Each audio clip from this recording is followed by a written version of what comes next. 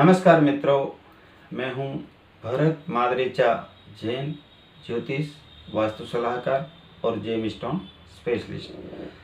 मित्रों, आज हम बात करेंगे अक्षय तृतीया के बारे में कि आखिर अक्षय तृतीया तिथि है क्या, उसको हर साल क्यों मनाया जाता है और अक्षय तृतीया मनाने की रीति कब से शुरू हुई। तो अक्षय तृतीया, जैसा कि इसका नाम है अक्षय, यानी कि इस दिन किया गया कोई भी कार्य, कोई भी दान पुण्य व्यर्थ नहीं जाता। और इस दिन कोई भी जो भी खरीदता है, कोई भी चीज़, फ्लैट हो गया, शॉप हो गया, चाहे फैक्ट्री हो गया, या कोई व्यवहार फाइनल करना है तो आप इस दिन टोकन दे सकते हैं, सोना खरीद सकते हैं, चांदी खरीद सकते हैं, जवाहरात खरीद सकते हैं। इस दिन कुछ न कुछ खरीदना बहुत ही शुभ रहता है। और इस दिन कोई भी नया शुभ कार्य यदि किया जाए तो निश्चित रूप से अच्छा फल मिलता है, अच्छी सक्सेस लाइफ में मिलती है। साल के 365 दिन में यही एक ऐसा दिन है कि आपको किसी के पास भी जाकर के इस दिन मुहूर्त पूछने का ज़रूरत नहीं पड़ेगा, क्योंकि ये अपने आप में एक स्वयं सिद्ध तिथि है, स्वयं सिद्ध शुभ मुहूर्त है। हजारों साल पहले भगवान आदिनाथ, जो कि जैन धर्म के पहले तीर्थंकर हैं, उन्होंने राजपाट सब छोड़ करके मोह माया, पैसा, धन दौलत सब कुछ छोड़ करके संत की राह पर चलने के लिए, आत्मकल्याण के लिए, सत्य और अहिंसा, अपरिग्रह का प्रसार करने के लिए उन्होंने अपना राजपाट, मोह माया सब छोड़ करके दीक्षा अंगीकार कर ली। दीक्षा लेने के बाद में व्यक्ति को सांसारिक सुख से कोई मतलब नहीं, मोह माया से कोई लगाव नहीं। वो सिर्फ आत्मकल्याण के लिए और समाज के लिए, देश के लिए सत्य और अहिंसा के मार्ग पर चलने की प्रेरणा देते हैं। जब भगवान आदिनाथ, जो कि जैन धर्म के पहले तीर्थंकर है, उनको ऋषभदेव भी कहा जाता है, दीक्षा अंगीकार करने के बाद में उन्होंने 6 महीने का उपवास का व्रत धारण कर लिया। उपवास यानी कि किसी भी तरह का कोई भी आहार, फल कुछ भी नहीं खाना है। सिर्फ 6 महीने तक पानी को बॉईल करके ठंडा करके पिया जा सकता है, सिर्फ उससे वो काम चलाएंगे। तो 6 महीने तक इन्होंने ये 6 महीने का उपवास किया, जिसमें उन्होंने कठोर तप और साधना की। जब 6 महीना बीत गया, तब भगवान आदिनाथ आहार लेने के लिए नगर में घूमने लगे। कई जगह गए, लेकिन भगवान आदिनाथ ने यह भी मन में प्रण करके रखा था कि मुझे जहाँ पर विधि विधान के साथ में अगर कोई अन्न आहार करा के पारायण करेगा, उससे ही वो गोचरी लेंगे, अदरवाइज नहीं लेंगे।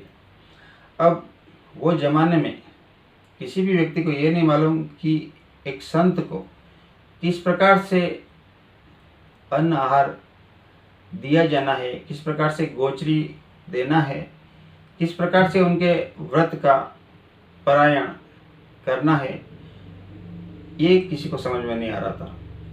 कोई धन दौलत लेके आ रहा था कि ये धन दौलत ले लो, कोई बोल रहा है एक अच्छे कपड़े हैं ये पहन लो, कोई खाने पीने के व्यंजन लेके आ रहा है कि ये आप ग्रहण कीजिए, आप हमारे घर पर पधारिए। लेकिन भगवान आदिनाथ ने कहीं से भी आहार नहीं लिया।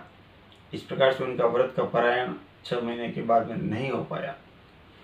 तो इस तरह से ऐसा करते करते 6 महीने और निकल गए, 12 महीना बीत चुके थे, लेकिन फिर भी भगवान आदिनाथ को कहीं से भी आहार नहीं मिला, क्योंकि वो चाहते थे कि प्रॉपर विधि विधान के साथ से विधि विधान के साथ में जो मुझे आहार देगा उसका ही मैं लूँगा। इस प्रकार से दिन के ऊपर दिन बीतते जा रहे थे और भगवान आदिनाथ के व्रत का पारायण नहीं हुआ। इसी तरह से घूमते घूमते वो हस्तिनापुर नगरी में आए। वहाँ पर जब ये खबर आई कि भगवान आदिनाथ आहार लेने के लिए निकले हैं, हमारे नगर में आए हैं, तो लोग बड़े खुश हुए। सभी उनके दर्शन करने के लिए निकल पड़े, दर्शन किया। गोचरी ओहराने की भी उन्होंने कोशिश की, लेकिन बात वहीं पर अटकी कि विधि के साथ में उनको गोचरी ओहराने की क्रिया किसी को भी नहीं मालूम थी। ऐसे में उस समय वहाँ के राजा थे सौम्यप्रभ और उनके भाई थे श्रेयास कुमार। जब सौम्यप्रभ और श्रेयास कुमार को भी मालूम पड़ा तब खुशी खुशी से वो महल के बाहर आए। भगवान आदिनाथ उनके महल के बाहर थे। दोनों ने उनके पांव छुए और आहार करने का निवेदन किया। तो सौम्यप्रभ और उनके भाई श्रेयास कुमार साथ में ही खड़े थे, उनके चरण छुए थे। श्रेयास कुमार को अपना पूर्व जन्म का पूरा लेखा जोखा उनको याद आ गया। उनको ये मालूम पड़ गया कि जब तक विधि के साथ में इनको अन्न का आहार नहीं दिया जाएगा तब तक भगवान आदिनाथ कोई आहार ग्रहण नहीं करेंगे। तो उनको ये भान आ गया, उनको ये समझ में आ गया, उनको पिछला जन्म याद आ गया कि वो पिछले जन्म में एक स्त्री थे, क्वीन थे और उनका नाम था रानी श्रीमती। और भगवान आदिनाथ उस रानी के पति थे और इनका नाम था वज्रजन। तो इस प्रकार से पूर्व जन्म का उनको याद आ गया कि राजा वज्रजन उस समय थे और उनकी पत्नी रानी श्रीमती उनका नाम था। तो श्रेयास कुमार पूर्व जन्म में भगवान आदिनाथ, जिनका कि उस समय नाम वज्रजन था, उनकी पत्नी थे। तो इस प्रकार से उन्हें पूरा याद आ गया। तो फिर पूरे विधि विधान के साथ में, पूरी विधि के साथ में उनको सौम्यप्रभ और श्रेयास कुमार दोनों भाइयों ने उनको इक्षु रस से उनका पारायण करवाया। इक्षु रस यानी कि गन्ने का रस, गुजराती में शेरडीनो रस कहा जाता है, गन्ने का ऊस भी कहा जाता है और इक्षु रस भी गन्ने के रस को कहा जाता है। तो इक्षु रस ओहराने के बाद में भगवान आदिनाथ का जो व्रत था उस व्रत का पारायण हुआ। उन्होंने गोचरी ग्रहण की। तो ऐसा जब माहौल बना तब आकाश में सभी देवी देवताएं पुष्पों की वर्षा करने लगे। सारे माहौल में, हवा में सुगंधित हवा का विचरण होने लगा। मंद मंद गति से सुगंधित हवा बहने लगी और सारा माहौल बहुत ही अच्छा, तेज और प्रकाशमय हो गया। तो इस प्रकार से उस दिन जो तिथि थी वैशाख महीने की शुक्ल पक्ष की तृतीया थी, इसीलिए उस दिन से अक्षय तृतीया मनाने जाने लगा। हर साल वैशाख शुक्ल पक्ष की तृतीया को अक्षय तृतीया कहते हैं और उस दिन अक्षय तृतीया को मनाया जाता है। इस दिन आप कोई भी नया काम करेंगे तो आपके लिए शुभ फलदायी होगा। इस दिन दान और पुण्य का भी विशेष महत्व है, वो भी किया जा सकता है।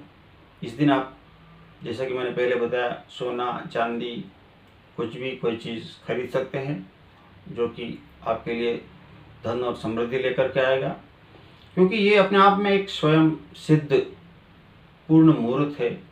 और जैसा कि नाम है अक्षय, यानी कि कभी क्षय नहीं होने वाला, ये एक ऐसी तिथि है अक्षय तृतीया कि इसका कभी श्रय नहीं होता है। तो इस प्रकार से भगवान आदिनाथ का पारायण पूरा हुआ।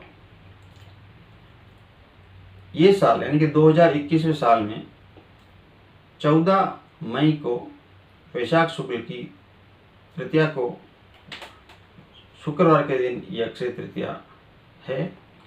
ग्रहों का भी कुछ ऐसा अच्छा योग बना हुआ है। उस दिन चंद्रमा भी वृषभ राशि में उच्च के होकर के हैं, बैठे हैं, और सूर्य भी मेष राशि में उच्च के होकर के 29 डिग्री और कुछ कला के ऊपर विचरण कर रहे हैं। तो सूर्य भी उच्च के हुए और चंद्रमा भी उच्च के हुए। ये एक बहुत ही अच्छा ग्रहों का योग भी यहाँ पर बनता है। मंगल अभी मिथुन राशि में भ्रमण कर रहे हैं और चंद्रमा भी वृषभ राशि के बाद में शाम को 14 तारीख को शाम को मिथुन राशि में चले जाएंगे। तो चंद्र मंगल का ये जो योग है वो भी एक लक्ष्मी योग माना जाता है। तो इस प्रकार से और भी ऐसी कई सारी कथाएं, पौराणिक कथाएं हैं, जैसे भगवान विष्णु ने भी परशुराम के रूप में इस धरती पर अवतार लिया था। और भी ऐसी कई कथाएं, मान्यताएं है। कहा जाता है कि सतयुग और त्रेता युग का भी इसी तिथि से शुरुआत हुआ था और इसी तिथि को सतयुग और त्रेता युग का समापन भी हुआ। तो ये जो पर्व है, सत्य अहिंसा के मार्ग पर भगवान आदिनाथ ने चलकर सत्य अहिंसा का प्रसार किया और मोह माया को छोड़ा। तो इस अक्षय तृतीया को आखातीज भी कहा जाता है और इक्षु तृतीया भी कहा जाता है। तो इस प्रकार से करीब 400 दिन के बाद में भगवान आदिनाथ का पारायण यानी कि व्रत का पारायण हुआ। और फिर उनका जो मन में जो संकल्प था कि विधि से जो मुझे व्रत का पारायण कराएगा तो ही मैं करूँगा, अन्यथा नहीं करूँगा। तो इस प्रकार से जब ये उस समय से प्रथा चल रही है कि जैन धर्म में वर्षी तप किया जाता है, जो कि 13 महीने का होता है, 13 मास और 10 दिन का होता है, यानी करीब 400 दिन। तो ये परंपरा तब से चली आ रही है। वर्षी तप में का जो ये पीरियड रहता है उसमें एक दिन उपवास, फिर एक दिन पारना, फिर बेला अर्थात 2 उपवास साथ में, फिर पारना, कभी 3 उपवास साथ में, फिर पारना, ऐसा व्यवस्था जो भी बना है। तो वो चलन, वो प्रथा आज भी जैन धर्म के लोग सभी मनाते हैं और मानते हैं। और ये पर्व वाकई में न सिर्फ जैन धर्म बकाया हमारे हिंदू धर्म के लिए, सनातन धर्म में हर तरह से इस तिथि का महत्व शास्त्रों में बताया गया है। और अक्षय तृतीया अपने आप में ऐसा स्वयं सिद्ध मुहूर्त है, इस दिन कोई भी शुभ कार्य किया जाए तो वो निष्फल नहीं जाता। तो ये इस प्रकार से उनका, भगवान आदिनाथ का ये भी संदेश दुनिया को था कि यदि आपको आरोग्य की दृष्टि से भी देखा जाए तो जितना आप जब तब साधना करेंगे आपके लिए अच्छा है। कर्मों के बंधन से मुक्त होना है तो भी मन में दया, करुणा और प्रेम का भाव जगाना जरूरी है। क्षमा कर देना और क्षमा मांगना, ये करना भी कर्मों का बंधन, इससे छुटकारा होता है। तो ये धार्मिक दृष्टि से भी तप आराधना अच्छी होती है और आरोग्य की दृष्टि से भी तप और साधना अच्छी होती है। तो उन्होंने हमेशा बताया कि मन वचन काया से किसी भी व्यक्ति को मेरे से कोई कटु शब्द कहे गए हो या मेरे कुछ ऐसा व्यवहार जिससे सामने वाले का दिल दुखाया हो मैंने, तो मैं उससे क्षमा याचना करता हूँ, जिसे हम जैन धर्म में मिच्छामि दुक्कड़म कहते हैं। तो इस प्रकार से अखातीज का अपना महत्व है। तो अखातीज का आप ज़रूर 14 मई 2021 को है, तो आप इस दिन भगवान विष्णु की पूजा कर सकते हैं, माँ लक्ष्मी जी की पूजा कर सकते हैं और भगवान आदिनाथ का भी आप पूजा आराधना कर सकते हैं। इस दिन ज़रूर कुछ न कुछ दान करें और ज़रूर कोई न कोई शुभ चीज़ घर में आप खरीद के लाएँ, तो उसका फल बहुत ही अच्छा मिलेगा। और आपको यदि कोई लंबे समय के लिए कोई कार्य करना है तो भी इस दिन शुरुआत यदि आप अक्षय तृतीया को करते हैं तो उसका फल आपको पूर्ण मिलेगा, आपको सफलता लाइफ में मिलेगी। तो मित्रों, आपको भी यदि अपनी पर्सनल जन्म कुंडली दिखाना है तो आप हमसे दिए गए नंबरों पर अपॉइंटमेंट लेकर आप हमारे ऑफिस में आ सकते हैं। हमारा ऑफिस थाने मुंबई में है। यदि आप थाने मुंबई में नहीं हैं, कहीं दूर रहते हैं, इंडिया में कहीं कोई से भी स्टेट में या कोई से भी शहर में रहते हैं या आप फॉरेन में कहीं भी रहते हैं, तो हम फ़ोन पर भी पत्रिका कंसल्ट करते हैं, उसका आप लाभ ले सकते हैं। प्रॉपर ग्रेविटी और जेन्युइन जेमस्टोन यदि आपको घर बैठे मंगाना है तो आप हमसे संपर्क करके मंगा सकते हैं। आपको अपने मकान, दुकान, फैक्ट्री, बंगलो इत्यादि का वास्तु चेक करवाना है तो वास्तु विजिट करवाने के लिए भी आप हमसे संपर्क कर सकते हैं। तो मित्रों, आपको भी यदि हमारा वीडियो पसंद आया हो तो उसे आप लाइक करें, शेयर करें, सब्सक्राइब करें और साथ ही बेल आइकॉन ज़रूर पुश करें, ताकि जब भी हमारा नया वीडियो अपलोड होगा उसका नोटिफिकेशन आपको मिल जाएगा और उस वीडियो को आप सबसे पहले देख पाएंगे। तो मित्रों, आज के लिए बस इतना ही। धन्यवाद।